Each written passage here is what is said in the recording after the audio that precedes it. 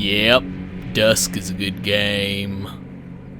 Dusk is a game for you and me, assuming your taste is an eclectic mix of total weeaboo and late 20s boomer gamer like mine. It's a 90s style retro shooter, or boomer shooter, developed by David Szymanski with music by Andrew Holschult and published by New Blood Interactive. It's crazy how few people worked on this game, but then again, the original Doom was made by like 5 dudes in a garage, so maybe they're onto something.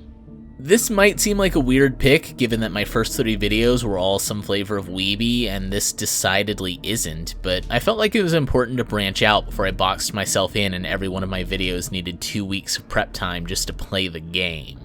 Plus, I feel like Dusk is so good, I'd put it in front of people that don't play the genre because I think it's so important that they try this one, which puts it in the company of Mass Effect 2 and Nier Automata for me. Dusk takes place in the town of Dusk, Pennsylvania, where some seriously bad shit is going down. Cultist Con is in full swing, there's a seminar on how to build a better ritual circle, and everyone entered the cosplay contest as the Resident Evil 4 chainsaw guy. Dusk Dude really didn't want to have to deal with this shit today, but luckily for him, there's an easy fix to these problems. Gun. This is not a game that asks whether or not violence is the answer. Instead, it asks what kind of violence is the answer. Dusk offers several: shotguns for lone enemies, explosives for groups, and deflected projectiles for when the situation calls for weaponized irony. I have a lot to say about the gunplay, but let's cover 90s style retro shooter from front to back instead of back to front. Dusk is by its own admission inspired by Quake, Doom, and other games old enough to have graduated college, but was released in 2018. This is a best of both worlds scenario, since Dusk is styled in the same manner as those older games, but benefits from the strides technology has made along the way. It looks a lot like Doom or Quake, but because it's a modern game, it has things like field of view sliders, ultra-wide support, and customizable visuals right out of the box. There's a lot you can do to this game. You can make it look older, you can make it look a lot older, you can use a pixelization filter to run the game through a spectrum of retro, from Half-Life to Doom on the Game Boy. The default pixelization is 2x, which does a lot to make the game look like the original Quake, but for the sake of my eyes, I turn it off. I'm sure some purists will flame me in the comments for this, and you'll have to forgive me. I know I'm unworthy. You can adjust the frame rate from uncapped all the way down to 24 FPS. You shouldn't, but you can. You can turn on all the effects to capture a certain retro modernized aesthetic and play with color palettes like grayscale for a moodier experience or inverted for a weirder one. You can even change the crosshair to the middle school S in case you didn't want to take things so seriously. I didn't like actually using it to aim, but I have a friend who swears it's the way the game is meant to be played. All this is before you even get into the game itself, which is structured episodically similar to Doom or Quake 1. There's a level select for replaying individual levels, and the episodes can be played out of order. They shouldn't, for reasons both obvious and not, but I'll talk more about the levels in a bit. For now, let's say that the levels hit all the marks, evoking the forefathers while being satisfying sandboxes for shooting anything that moves, and talk about the guns. Combat in Dusk is like a fine blend of the best elements of Doom, Quake, and Unreal. There's centered weapons, there's rocket jumping, telefragging is here too. For anyone born after 1999, telefragging is the solution to FPS games adding teleporters and trying to figure out what happens when 2 things are in the same place at the same time. The answer they settled on was that the first one there stops existing. Violently. In Dusk, you can telefrag enemies can telefrag enemies, you can telefrag a boss. Spoilers for that fight, by the way. It's like Unreal Tournament all over again. Movement is fast and fluid. You can go 0 to 60 in no time flat, turn on a dime, and flip, bounce, and slide with ease and agility. There's great air control, and you can reach ridiculously high speeds by air strafing and bunny hopping. If you play Dusk competently, you'll use cover to your advantage while popping bad dudes. If you play Dusk well, you'll protect yourself through sheer speed while delivering death through bullets, explosives, and soap. You heard me. Levels can be littered with objects like bones, rocks, and boxes, to name a few, and all of these can be used as improvised weapons with startling effectiveness. Gordon Freeman needed a gravity gun to behead zombies, but Dusk Dude can just throw saw blades hard enough to gib cultists. This is the metal box. It's the best weapon in the game. It's indestructible, blocks enemy projectiles, and it kills in one hit. I think the cultists all play Super Smash Bros. Because throwing a bar of soap at them is also a one-hit kill. You won't always be able to cleanse evil with the power of Dove, so let's get familiar with the guns.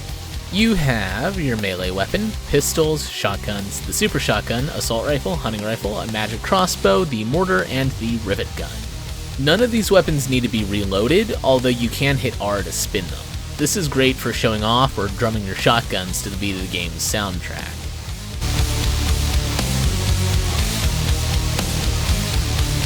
The melee is serviceable, but really exists for deflecting enemy projectiles. Smacking bullets away is extremely dumb, and I love it. The pistols, shotguns, and rifles all sling lead in a fairly straightforward way. Pistols and shotguns can be dual-wielded, although the super shotgun cannot. I assume they tried and discovered in testing that it was too powerful and broke the game. The crossbow has magic bolts with infinite penetration. This creates some fun opportunities for creative play. Got a bad dude on the other side of a wall? Shoot him through the wall. Got 12 bad dudes standing in a line? Shoot all of them at once. I kept forgetting to use it on rooms full of enemies, but I was always happy to have it when I wanted to kill something from the next room over, and it's pretty game-breaking when you know what enemies are pre-spawned where. Rounding out the arsenal are the Mortar and Riveter, two distinct flavors of explosive death. I've heard criticisms that these fill the same niche, but these criticisms are wrong and dumb. The Riveter is direct fire and great for killing bosses and other hard targets. The Mortar can bounce shots around corners, and the higher ammo count means it's better for groups of weaker enemies. See the difference? If you don't, just rewind the video 20 seconds and I'll explain it to you. These guns are your instruments for a symphony of violence, with each tool having a purpose. Maybe you're plowing through cultists with the machine gun, but don't want to mess with that mega cultist, so you x-ray him with the crossbow instead. I hate fighting these big guys with the fireball guns, but I can one-shot them at long range with the hunting rifle, or at point blank with the super shotgun. Don't do that, by the way. Dusk rewards cunning as well as quickness, since knowing the right tool for the job is as important as it being accurate and nimble. You gotta move to stay alive in Dusk. To me, this feels more like Doom than Doom, since it's less important that you nimbly avoid projectiles at the last second than it is that you stay in motion. Regardless, it's move or die, although since difficulty settings affect both enemy damage and projectile speed, it is possible to finish Dusk without developing an Adderall dependency. I played through the entire first episode on Cero Miedo difficulty and bumped it down to I Can Take It for episodes 2 and 3. I don't think I'm particularly amazing at boomer shooters, but I'd probably go back to Cero Miedo for repeat playthroughs now that I know the game. If you're a Twitch shooter veteran, I'd start there and adjust to your taste. So the moving and shooting are great. Also great is the Soundscape, which features 2.5 hours of original music by Andrew Holschultz, one of the deities of the Western game music pantheon. It creates a delightfully tense mood when the game is playing up the atmospheric horror, and rocks out when it's time to apply a shotgun directly to said horror. The quality sound design carries over to weapons and enemies as well. Yeah, that sounds right. Weapons sound powerful, and enemies both sound creepy and have a unique audio silhouette.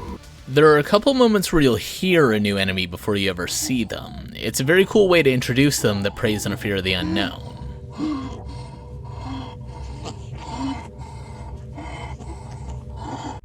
I want to get into the design of the campaign because it's ridiculously smart. The campaign has some really great surprises, and if you want to experience them firsthand, this is your stop. Jump ahead to here and we'll catch up. Still here? Okay. Let's go into the ruins together.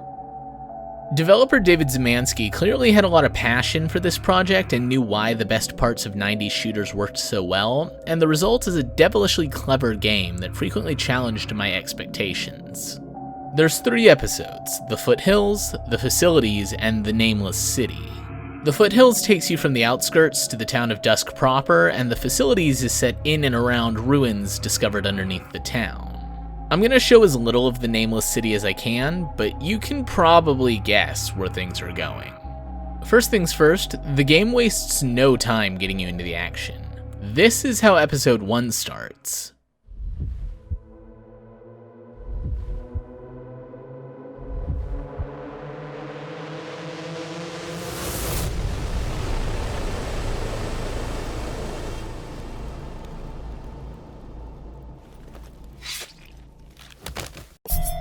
Kill the intruder. Seriously, it's just like that. The first mission introduces you to a few enemies, some fairly straightforward secrets to get you thinking about them, and some more unusual mechanics like sleeping and drinking beer to restore your armor or using objects as improvised weapons. Mission 2 adds power-ups, new enemies, and starts putting David's clever design on display. You'll pass by a couple of scarecrows in the first part of the level. They don't do much, so if you're like me, you don't think much about them. Maybe you're expecting a jump scare, so you shoot one and find that nothing happens. Fast forward about a minute or so, and surprise! The scarecrows are out to kill you. Now that you know scarecrows are an enemy, the game messes with you by putting scarecrows on frames that don't react until you get close, and sometimes it's just a regular scarecrow. This one tricked me, and so did this one. I was convinced it was going to come alive when I hit the switch, but it didn't. Surprise! The real trick was rats. I've been critical of games for abundances of monster closets before, but I can't help but appreciate how the game uses these tricks, and sometimes no trick where you'd expect one, to keep me on my toes. Secrets also get trickier, and while there's almost never crazy person logic to try and decipher, it's clear as early as E1M2 that you'll need to pay close attention either to your surroundings or a YouTube video in order to find everything. There's also a bit of world building and environmental storytelling as you go. You might clear out a mine full of cultists and take a look at what they were keeping in there. Crystal of Madness? That can't be good. The following level takes you into a mine where the game draws your focus to the yellow key door by making you pass it multiple times. Once you get the yellow key, you go back and...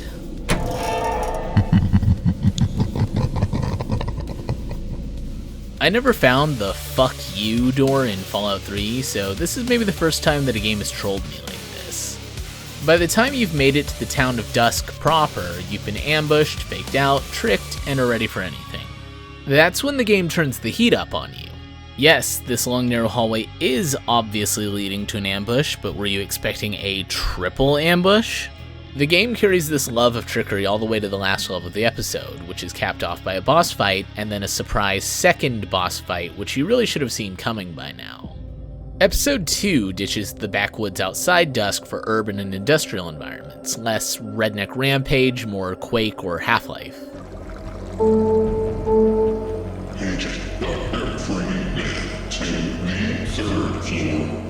Yeah, this is really Half-Life, except not quite. The soldiers are definitely inspired by the Hecu Marines, and the Escher Labs could pass for Black Mesa at a glance, but I don't remember anything like this in Half-Life.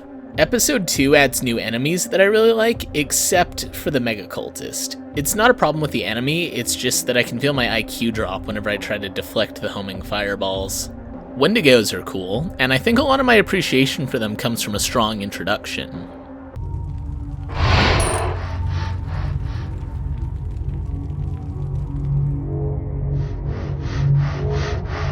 The best boss fight in video games is in this episode too. The second half of the episode has some inspired visual design, with Erebus Reactor, Neobabble, and Blood and Bone each bringing unique, striking imagery to the table. The Escher Labs aren't my favorite, but do some really cool restructuring of the level around you as you play through. Don't, huh? How bad could it be? Nope, the blood writing was right, fuck this. Episode 2 also features what I believe is the first of only 2 or 3 times that your flashlight is broken after a long fall. This is great because it lets the game amp up the horror by disorienting you and placing you in dark environments, but they're consistently shorter than I would have liked. Maybe it comes with the territory of Dusk being action horror as opposed to a survival horror game, but I thought each of these segments ended right as they were getting good. Regardless of my complaints, episode 2 is still solid, although maybe it suffers just a little as the middle child of Dusk. Episode 3, on the other hand, is very, very good. I said I wouldn't show any footage from it because I want you to experience it for yourself if you haven't, but hopefully you'll indulge me in one little tease.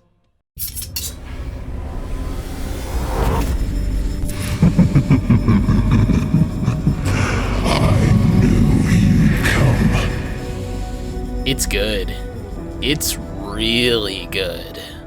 As it turns out, there's a reason for that. Episode 1 of Dusk was available in August 2017. Episode 2 was available in the January 2018 early access launch. The full release with Episode 3 went live in December 2018. Nearly a full year was spent on the final act of Dusk, and the product that resulted drips with passion and care. It's a really creative set of levels and provides a satisfying finale to the game as a whole. If you've bought Dusk and haven't played Episode 3 for some reason, you owe it to yourself to do it. So that's Dusk. I played some Doom and Doom 2 as a kid, but Dusk really opened my eyes as an adult to the value of boomer shooters. 2016's Doom planted the seed, but this game was the one that made a low poly aesthetic and a dude bunny hopping his way through evil feel like a comfortable jacket. It's probably clear from how ridiculously positive I was in this video, but in case it isn't, if you like 90s shooters, you should play Dusk. If you don't like 90s shooters, you should still try Dusk. It was a really positive surprise that made me an instant fan of New Blood and has me eagerly awaiting what they've got coming next. Hey gang, thanks for watching the video. This took longer than I wanted, mostly because Iceborne consumed all of my January and about half of February, but now it's out, and a Friday the 13th release just seems right. March has too many video games coming out, with like 8 on my radar this month, but if we're strong, we'll make it through together. The next video will almost certainly be on one of those 8. After that, it'll probably be a return to weeb territory or a puzzle game you probably haven't heard of. If there's a game you really want to see covered, let me know in the comments and I'll see if I can work with it. Also, we hit 75 subscribers while I was working on this. Thank you for that. To celebrate, if you have any burning questions about me or the process or the reviews, drop them in the comments and we can do a Q&A at the tail end of the next video. Thanks again, and I'll see you next time. Have a great day.